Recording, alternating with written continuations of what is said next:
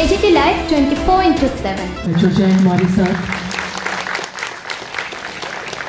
ये सौभाग्य है हमारा कि हमारे साथ हमारे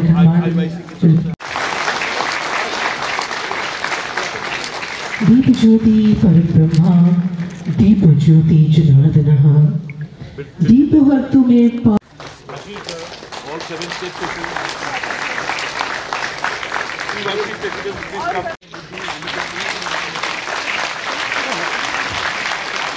गणमान्य अतिथिगण,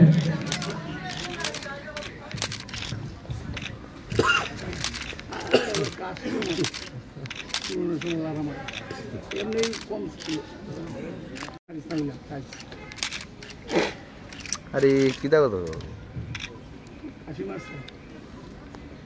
ये हमारा सौभाग्य है कि आज हमारे साथ एवं हम सब जानते हैं एक लीडर, एक ऐसे लीडर जिन्होंने हमें पथ दिखाया, सही पथ दिखाया। उनमें से एक थे भारत रत्न। कहीं भी आपको लगे आपको आपके भाई की जरूरत है तो मैं हमेशा आपके साथ खड़ा रहूंगा। यही मेरा मैसेज आपके है, ये है। धन्यवाद। जय हिंद, जय कांग्रेस। मैं यहाँ मंच पे बोल रहा हूँ तो मैं उसमें धन्यवाद करना चाहता हूँ गिरीश जी का भी। मैंने सिर्फ का स्टेट प्रेसिडेंट था, गिरीश जी हमारे नेशनल इंचार्ज थे और एक समय था मैंने थोड़ा सा ब्रेक ले लिया था राजनीति से, लेकिन गिरीश जी ने मुझ पर फिर से ट्रस्ट किया और मुझे संगठन में काम करने का मौका दिया। मैं बहुत बहुत धन्यवाद करता हूँ गिरीश जी का। Thank you. जय। उनका मानना था, उनका एक अंग्रेजी में इंग्लिश में एक फ्रेज था कि no power in this world can stop an idea whose time has कम।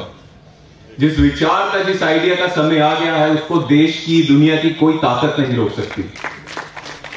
और ये आइडिया हमारी आइडियोलॉजी का जो सालों भर से देश में चल रहा है, जिसको थोड़ा सा भी धुंधला करने की कोशिश ये बीजेपी के लोग कर रहे हैं, उस आइडिया को पूरे जोर से वापस लाने का समय अब आ गया है। चाहे मैं नॉर्थ ईस्ट की बात करूं या पूरे देश की बात करूं, और इस आइडिया के एजेंट्स आप सबको बनना पड़ेगा अगर आप चाहते हैं देश आगे बढ़े। साथियों,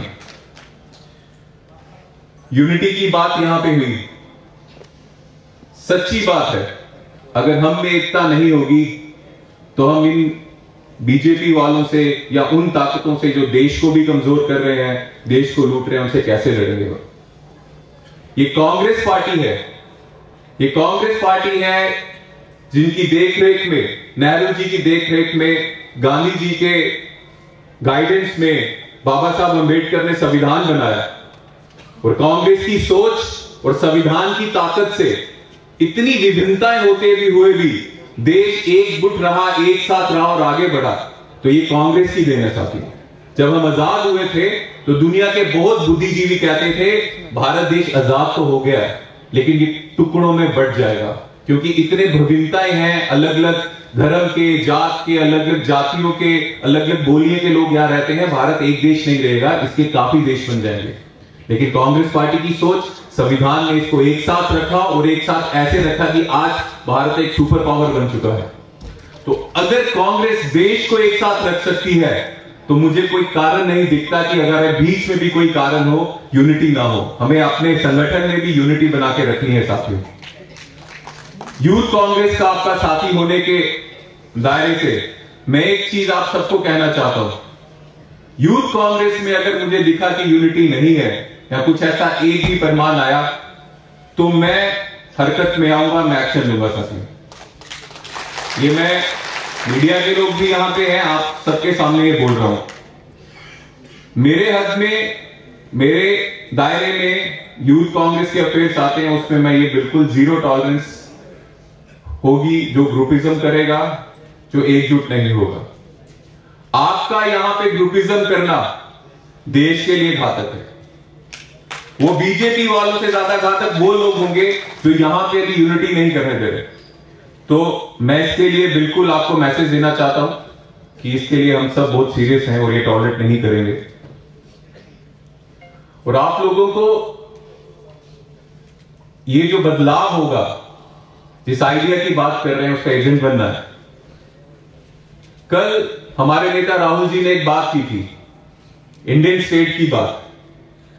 इंडियन स्टेट चाहे यूनियन गवर्नमेंट हो, बाकी गवर्नमेंट्स हो, या उस गवर्नमेंट में जितने भी इंस्टीट्यूशंस आते हैं, यहां बीजेपी की सरकार है, वो सब इंस्टीट्यूशन और सरकारें मिलकर डेमोक्रेसी को कमजोर करने की कोशिश कर रही हैं, जो कल राहुल जी ने कहा। हम सिर्फ बीजेपी से नहीं लड़ रहे, हम ईडी से भी लड़ रहे हैं, हम इलेक्शन कमीशन ऑफ इंडिया से भी लड़ रहे हैं और बाकी इंस्टीट्यूशन से भी लड़ रहे हैं जो इलेक्शन के टाइम बीजेपी की मदद करती है।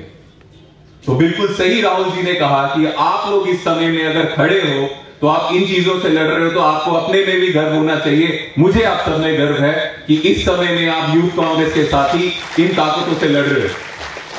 पर बहुत हंसी की बात भी है कि बीजेपी के नेताओं ने इस बयान को ट्विस्ट करने की कोशिश की। उसमें मुझे कोई हैरानी नहीं हुई।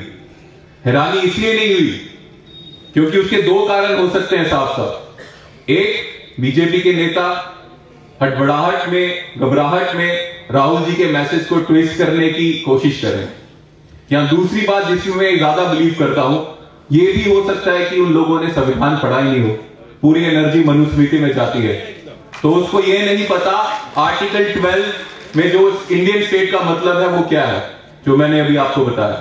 तो हो सकता है उनकी इग्नोरेंस भी हो, पर इन पे ज्यादा बात नहीं करेंगे, हम अपने लक्ष्य के लिए फोकस रहेंगे। साथियों, यूथ कांग्रेस के सभी साथियों को एक साथ मिलकर काम करना है, इन सभी ताकतों से लड़ना है, और मुश्किल नहीं है। अगर आप जो भी कर रहे हो, देखिए आइडिया बदलाव तो आ रहा ही है और बदलाव आगे रहेगा, पर जो आप लोग आगे सामने ढाल बन के रहोगे तो ये बदलाव जल्दी आ जाएगा। और जितना कुछ सीनियर लीडरशिप है, यहां पे एक्स सीएम भी हमारे साथ हैं, पीसीसी प्रेसिडेंट्स हैं, एमएलए रहे हैं, सब कुछ रहे हैं, वो उनसे हमें गाइडेंस भी लेनी है और हमेशा लेते रहेंगे। लेकिन आप लोगों के लिए हम अपनी जवानी यूथ कांग्रेस के लिए, देश के लिए दे रहे हैं। अगर अभी भी हम एक साथ आगे नहीं बढ़ेंगे तो देश के साथ साथ अपने करियर के लिए अपने साथ भी हम धोखा कर रहे हैं। तो एक साथ होके इन ताकतों से लड़ेंगे, इन बीजेपी वालों के झूठ से लड़ेंगे और फिर से देश को तरक्की के रास्ते में लाएंगे। और वो तब होगा जब फिर से कांग्रेस की सरकार आएगी, फिर से संविधान मजबूत होगा। साथी